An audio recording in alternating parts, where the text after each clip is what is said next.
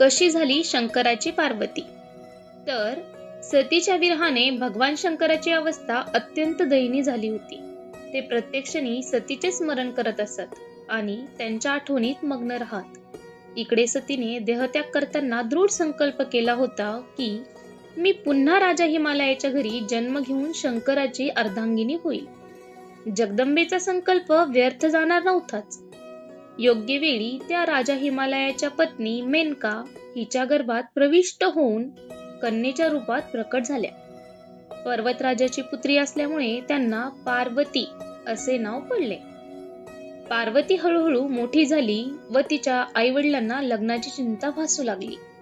तेव्हा अचानक देवर्षी नारद राजा हिमालयाच्या राजवाड्यात आले आणि पार्वतीला बघताच त्यांनी सांगितले की या कन्येसाठी भगवान शंकरच योग्य वर आहे. हे समजल्यावर ते मनोमन आपल्या भाग्याचे कौतुक करू लागले.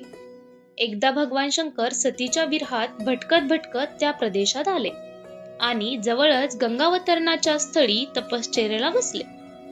ही वार्ता कळताच राजा हिमालय पार्वतीला घेऊन भगवान शंकराकडे गेले.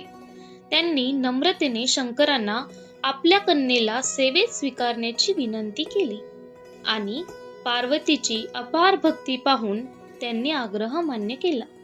यानंतर पार्वती शिवजींच्या सेवा करू लागली.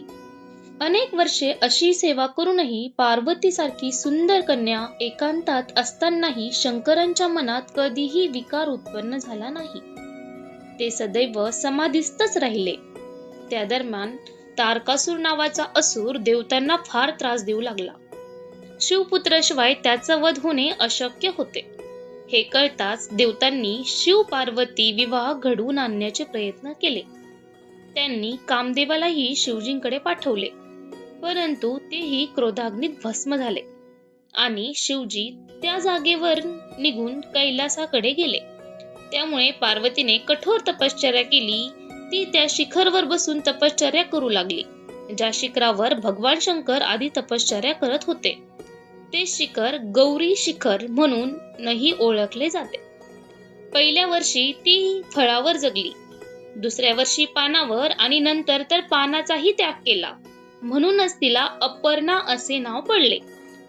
अशी पार्वतीनं 3000 वर्षे कठोर तपश्चर्या केली. अखेर भगवान आशुतोषाचे आसन डगमगले आणि पार्वतीची अटळ निष्ठा पाहून शिवजींनी आपले खरे रूप प्रकट केले आणि तिला विवाहाचा वर दिला आणि अशा प्रकारे त्यांचा विवाह झाला. माहिती आवडली असेल तर चॅनलला सबस्क्राईब करा. तुम्हाला काय वाटते कमेंटमध्ये नक्की कळवा. ओम नमः शिवाय.